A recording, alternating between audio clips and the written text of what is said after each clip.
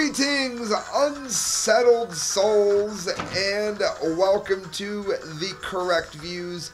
Sam I.B. DeGangi here with the Media Speaks, doing some political commentary. Low-def people here, high-def people over there. Welcome aboard. Lots of news to get to today. I want to thank all of you for jumping on board and watching, sharing, subscribing. Otherwise, I'm just a guy talking into a camera without your support. Rand Paul, the Clintons think that they are above the law. Senator calls for independent investigation into email scandal. By Paul Joseph Watson, PJ Dunn. Senator Rand Paul has called for an independent investigation into Hillary Clinton's email scandal, charging that the Clintons think that they are above the law. Well, I do want to say one thing about this. She claimed, how many of you listened to it on Michael Savage's show? That was like the best commentary ever. She said she did it out of convenience. Well, I know what I'm talking about here. I have a degree in IMT. The server that she was supposed to use, the government server, was already made. She had her own server. Setting up your own server is not more convenient than using a server that's already there. Unless, of course, you're trying to hide something. And I've heard, I'm going to hear, I should say, people saying that Rand Paul is being an opportunist here. He's not. Okay, first of all, why wouldn't he be? Second of all, he's not.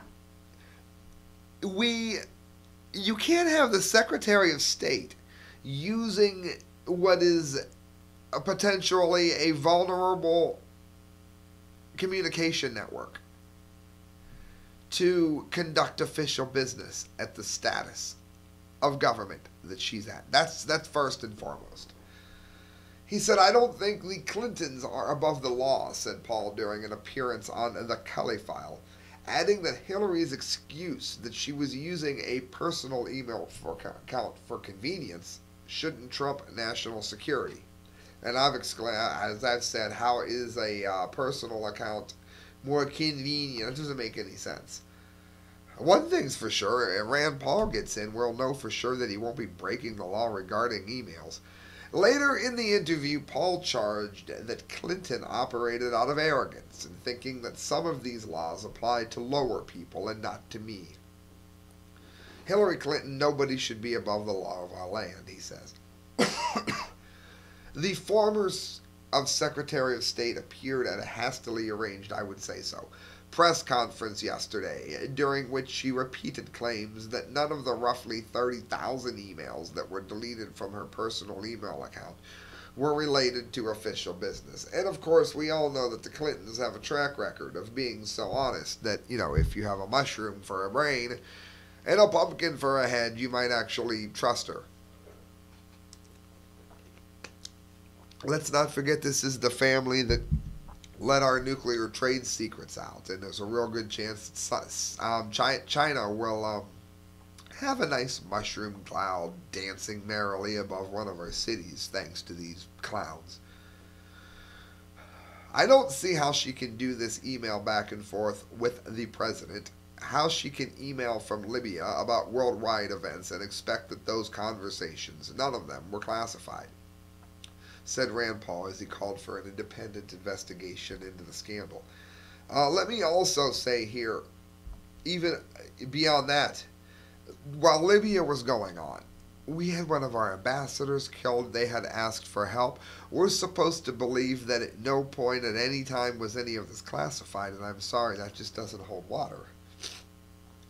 Paul cited photographs of Hillary Clinton using her phone, it looks like a BlackBerry, during trips to Libya, images which don't correlate with Representative Trey Gowdy's finding that there were gaps of months and months and months in her email logs that Hillary had handed over from time to time. So in other words, we see her using her phone. Can't prove she was emailing. She could have been texting or looking up butch porn. I'm suspicious of the latter.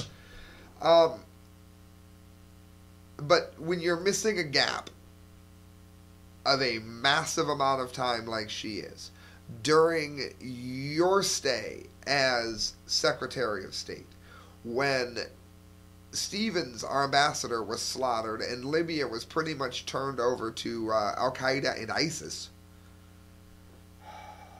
This has happened under her watch, and we have no emails from that time, just coincidentally enough. Something that might have said, help! It says, can we trust Hillary Clinton to produce all of her email when we couldn't trust her to obey the law that she had to use the State Department email? Very good question. The only way to get the truth is through an independent investigation, and I do believe that the public opinion can provoke that, said the senator, adding that the American public should not tolerate Clinton's secrecy. Asked whether directions given by Hillary to other State Department officials asking them to avoid using personal email accounts meant that Hillary thought that she was above the law, Paul agreed, as he should have, before also touching on the millions of dollars that her foundation has received from Middle Eastern countries known for oppressing women. Oh, but you have to understand, Hillary Clinton is such a wonderful feminist. She cares about the rights of people, especially females. Well, if that was the case, then she wouldn't be doing this. This is a couple that have been raising money from foreign countries that have despicable human rights and women's rights records, and they're somehow to be trusted? Oh, we're taking $20 million from Saudi Arabia, but it didn't affect any of our policy. It's unseemly, and I think the American people will be kind of sickened to see this level of, to me, it is a deception, said Paul. And you know what? Rand Paul is 100% right. He's definitely not his dad, but crying out loud, we can support him over Hillary, I would say. Does that mean that you shouldn't vote Libertarian if they end up running? Doing a hypothetical here. Here's the way I look at it. I want Justin Amish to run, and I want Judge Napolitano to run. And you know what? I haven't heard anything in any way, shape, manner, or form that would imply, even for a second, that either one of those two are going to run. Therefore, if that's to be the case, then you have to ask yourself, you don't want to vote for the lesser of two evils. We've all heard that argument. None of us want to vote for the lesser of two evils. Hillary is evil. Is Rand Paul evil? No. Right. A lot of things he says I don't agree with. I don't think he holds a candle to his father. However, he is not evil. So I would say if you're not going to vote for the Libertarian, then definitely voting for Rand is not the lesser of two evils. What am I going to do? It depends who the Libertarian candidate is. It depends who else runs. And I think it depends a lot on two things for me. First of all, what Rand does and says and promises between now and then. And second of all, how close is the race? If it looks like I can vote for Rand, who is not evil, and keep Hillary out of office, then I will forsake the Libertarian vote for the greater good. Because again, it is not the lesser of two evils. Otherwise, I'm probably going to vote Libertarian, as I have done through most of my voting life. Friends, at Mikhail Phelan, Infowars.com, police trash 90-year-old woman's home in search of non-existent drugs. Department defends the raid that produced zero evidence. That's what's even more bizarre here, is that the boneheaded department defended it. It's insane. Alright, friends. The woman who asked to remain anonymous detailed to CBS Miami the moment that Riviera Beach police threw a flash grenade into her home. She's 90. I don't know how the cops got in here, the woman said. The noise woke me up when something said boom, like a bomb or something. After breaking through her front door and shattering several windows, police began demanding access to an alleged drug supply. The woman probably peed herself. Cops standing over here talking about, where's the drugs? I said, what drugs? No drugs in here, she said. Police claim they obtained a warrant after witnessing criminal activity at the woman's home. After searching the residence with drug-sniffing dogs, police were unable to produce any evidence of criminal activity. Now, this is why so many of us, on the side of common sense, not just liberty, are in favor for eliminating the drug war. Countries that allow drug use to be policed and kept in certain areas but legal, but removed from society at large, have won the drug war because there's no war.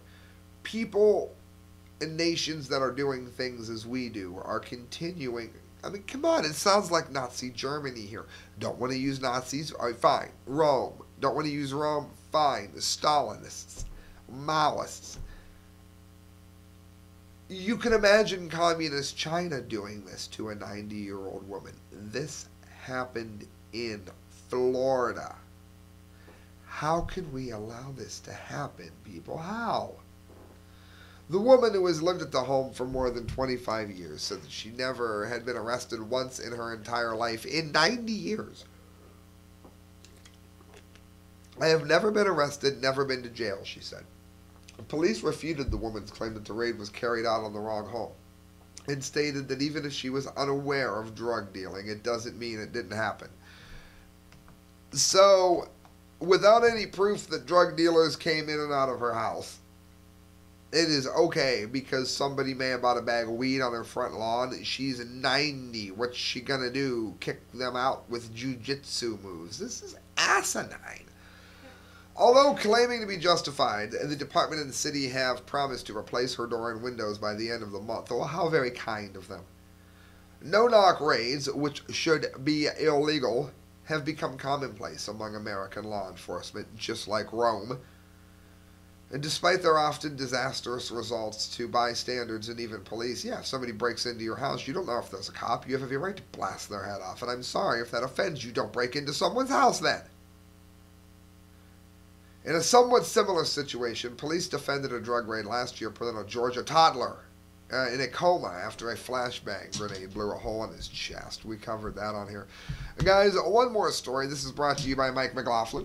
Go to Facebook.com, look up the works of Mike McLaughlin, and how many of you read? Do any of you read? Have any readers out there at all? Great, because Mike McLaughlin, MacLaughlin, on Facebook, look him up. He will write some of the best stories, fiction and nonfiction, that you've ever read. Fortune.com, Walmart to increase hourly wages for thousands of store associates. This is a win. I do not, will not, and unless I am in dire need of something, and because I have such strange hours, I have to go there. Never go to Walmart at all. I will happily pay a little bit more somewhere else to not support this despicable China supporting low wage paying welfare causing company at all. Well, this is a huge, huge win for those of us that have called them out for being the pieces of human filth that they are. This is excellent news. Listen to this, guys. Are you ready? I'm having a drum roll. Walmart to increase hourly wages for thousands of store associates. You can't say it enough. The pay hike, which will cost $1 billion, which is nothing to them, comes as the world's largest retailer reports a strong holiday quarter.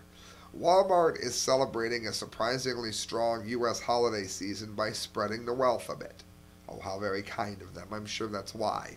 The world's largest retailer and the nation's largest private employer is spending $1 billion to increase hourly wages for its current U.S. store associates to more than $9 per hour or higher beginning in April. That increase is at least $1.75 above the federal mandated minimum wage. The decision will impact thousands of full-time and part-time U.S. employees. You know what? I'm no huge fan of Walmart, but they've listened. And if we don't thank and don't acknowledge when we've made a difference, then the next time we try to make a difference, it might not work. So, hats off to Walmart. Never thought I'd say it. Does it mean I'm going there? No. But it will make me feel a lot better when I'm roped into it. Why? They would need to change a couple of other things first. But I will say this. I do have a wee tiny bit more respect for them. Because they were paying such low wages that they were forcing people to go on welfare and food stamps and whatever they're called this week. And they were pretty much forcing it to happen. So It happened through our fighting that they've raised the price and given these people enough money to actually maybe help or somewhat live on. So, very good to hear. I'm very glad I'm doing things like this show. Guys, and that brings us to the ISIS update. The huge ISIS update.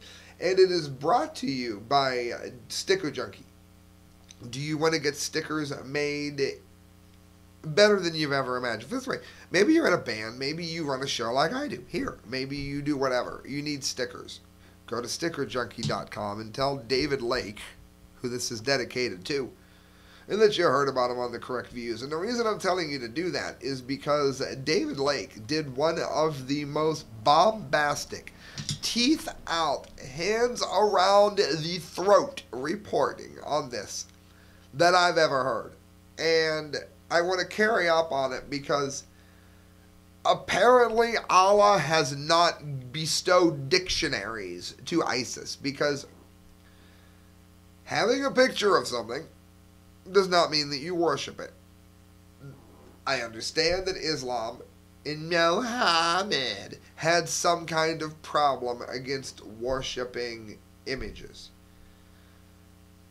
A historic image sitting in a place does not mean that you worship it. Nobody of any influence worships the Sphinx in Egypt. The trouble is, the idiots that are ISIS are too brain dead to understand the difference between worship and historical importance. I, for instance, am not Jewish. That doesn't mean that I have disrespect for the ancient places in Israel. This is where mankind came from. And you can argue that sacrificing children to Ra, which they did in Egypt, is evil. However, if you get rid of the proof of evil and the teaching that evil once existed, then man will repeat the evil more readily. Second of all, and this might not be very popular, but I don't care because it's true. Welcome to The Correct Views. The Bible is, I said is, as in it is, historically accurate. It is, am I talking about the whale? Yes. Not only was Jonah swallowed by a whale, but there were, they have found whales with people in them repeatedly. One of the places that are in the Bible that are historically accurate was in Nimrod, which is one of the places that have been destroyed by ISIS. So when people say that there is no proof for Christianity in the Bible and ancient Judaism, they are wrong. There is proof. One of the things that are going to be a problem for future generations is that I can prove to you, this is not my opinion, that's why it's a correct view, not a correct opinion. I can prove to you that the Bible is in fact historical. But I won't be able to prove it to you as readily by the time ISIS is done with what they're doing here. When Jabbar Jafar watched video of ISIS members with sledgehammers smashing artifacts as old as antiquity, the Iraqi-born cultural activist was outraged over the loss that he described as immeasurable. And again, you have to remember, prior to Islam, and if this offends you, I'm sorry, prior to Islam destroying itself the way it has, the ancient Arabs created algebra. I have great respect for that, since I had to take algebra not once, not twice, but 3 times to pass it when I was in college. I was on the dean's list unless I had an algebra class. If I had an algebra class, I was immediately off.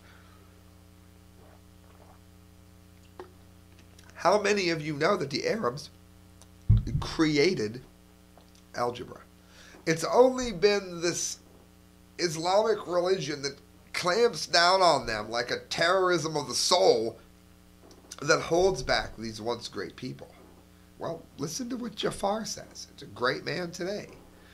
Jafar's anger at the destruction of Iraqi artifacts, relics, and statues by terrorists prompted him and his colleague, Iraqi archaeologist Abdullah al-Hamdani at Stony Brook University, to protest outside the White House Tuesday with 100 other cultural activists. It goes on that Jafar and Hamdani work with a group Saving Antiquities for Everyone that's called SAFE. It's an organization founded in 2003 in response to the looting of the Iraqi museum, during which thousands of artifacts and objects were taken. Between 3,000 to 5,000 are still missing. How the hell could you not know if either 3,000 or 7,000 are missing? That's insane. They stole so much they don't even know what's gone, as I do my commentary here at 4:20 in the morning. I couldn't sleep that night, Jafar said. I would hope not, after watching the videotaped destruction by ISIS of artifacts in Mosul last month. These objects are as old as civilization. In other words, there is so much for us to learn and to keep from them that has nothing to do with worshiping. It's only a contrived, ridiculous interpretation of religion that would lead anybody to this. ISIS is destroying the heritage of mankind, said Jafar, who came from Iraq to the U.S. in 2008 and worked for the Iraqi Cultural Center in Northern Virginia. These pieces, more than 3,000 years old, that's even older than Ruth Bader Ginsburg, I think, are gone forever and they can never be replaced. And again, the problem with ISIS is that nobody really has much interest in being Islamic, at least in the way that they interpret it. And most of us don't want to be Islamic at all. I'll be dead serious. We don't. And the reason is because, especially in terms of these ISIS people, you cannot prove that your religion is correct. I can prove that Ra, the ancient god, was not the sun god because we know what the sun is. Rather than prove that Islam is correct, since they can't, because it's not, then what they do is destroy things that teach, edify, and prove existing religions to be correct. And they destroy priceless works of art in the process. The latest target for the Islamic State is Hatra, a 2,000-year-old city and archaeological site in northern Iraq that had parts demolished by ISIS militants last week, according to Kurdish officials. The terrorists damaged and looted the city one day after bulldozing the historic city of Nimrod, which again proves the location and timescale of Jonah that has been forever destroyed now. Hatra, located 68 miles southwest of the city of Mosul, was a large fortified city during the Parthian Empire and capital of the First Arab Kingdom. A UNESCO World Heritage Site, Hatra is said to have withstood invasions by the Romans in 116 and 198, some of the most evil people ever as well, thanks to its high, thick walls reinforced by towers. The ancient trading center spanned 4 miles in circumference and was supported by more than 160 towers. At its heart are a series of temples with the Grand Temple in the center. It's a structure where its columns once rose 100 feet. Now they've been destroyed.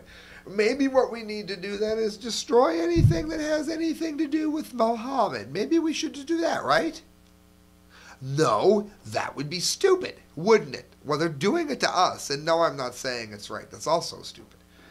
The destruction of Hatra marks a turning point in the appalling strategy of cultural cleansing underway in Iraq, says Irina Bakova, that is the Director General of UNESCO, and Abdulaziz Othman Al-Tawari, Director General of the Islamic Educational, Scientific, and Cultural Organization. It says the latest act of barbarism against Hatra, ISIS shows the contempt in which it holds to the history and the heritage of the Arab people.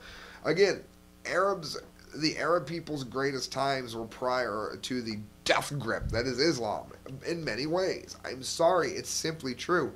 There are open-minded Muslims. Most of them are people just like me, and I have no problem with them. But it doesn't change the fact that the religion doesn't make any sense. And I know that that's not politically correct to say, but I mean, why was Mohammed allowing men to lick his torso if he was so against homosexuality? The religion is simply odd. And I'm not saying to ban it, but I'm saying to ban people forcing you to be in it. The Sunni, and again, the Shiites aren't as bad as the Shiites, by and large, don't bother anybody. The Sunnis are rather alarming.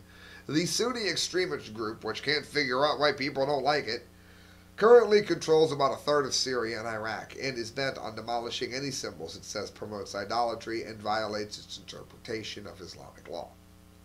A video ISIS released last week shows militants smashing artifacts in the Mosul Museum, the majority of which came from Hatra. In January, the terror group also burned hundreds of books at the Mosul Library and Mosul. Yeah, so they must have been worshipping the books, right? On Friday, the group looted artifacts from Nimrod, which proves the story of Jonah, a 3,000-year-old city in Iraq, and bulldozed it in a move United Nations Secretary Kim Ban-Ki-moon declared as a war crime. That man's very existence in that organization has been nothing but a hurt to everybody of historical significance. Ancient Mesopotamia is really the cradle of civilization, where we saw the first farming, the first cities, the first writing. Jack Green, chief author at the Oriental Institute Museum at the University of Chicago, told FoxNews.com. There's a huge amount of knowledge, and that knowledge is being destroyed systematically, Green said. They're not only destroying images of things like artwork, but they're also looting artifacts and smuggling them away. And they're selling them. And it goes on here to say that if you buy them off of ISIS, you're supporting ISIS. Well, if you don't buy them off of ISIS, they're going to destroy them. So you're kind of in a mess there when you think about it. What would I like to see? I would like to see the CIA go ahead and infiltrate them by trying to buy these pieces and then finding out where they are. That's what I would like to see. You actually use the CIA for something useful that's not a tool. It would be used against the American people for a change. If we don't act now, there may be no past left to protect. With each artifact looted and sold onto the international market, only criminals, insurgents, and terrorists, the most unscrupulous collectors, profit. Well, again, that's the only way to save it, so it's very bad. It's what you get when the animals in ISIS insist that you put a burqa on your girlfriend to go to the store. Bastards. Infowars.com. Kuwaiti preacher, ISIS calls for demolition of Egypt's Sphinx and pyramids. I touched on that earlier. It's actually from RT. I found it on Infowars, but the story, let me correct myself, is RT. An Islamist, boneheaded, idiot, scum, piece of human filth should have to drink pig blood preacher from Kuwait has called, I might have added a little bit to that, to destroy Egypt's Sphinx and pyramids, as stating it is time for Muslims to erase the pharaoh's heritage.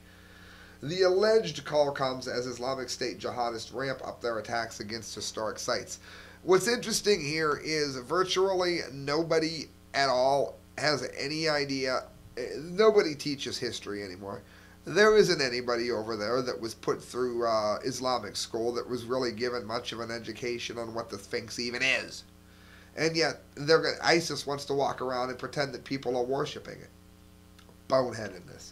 I have no respect for ISIS, by the way. I spit on them. Puh.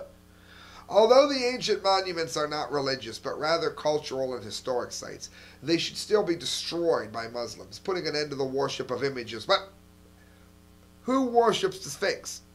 He's already wrong. Blah, blah, blah. Keep talking, bonehead. Preacher Abraham Al-Kandari said, who I hope somebody feeds a pork sandwich to by shoving it down his throat with a tube of liquid Drano. According to Al-Watan Daily. Can I be more clear? I wouldn't want to be ambiguous.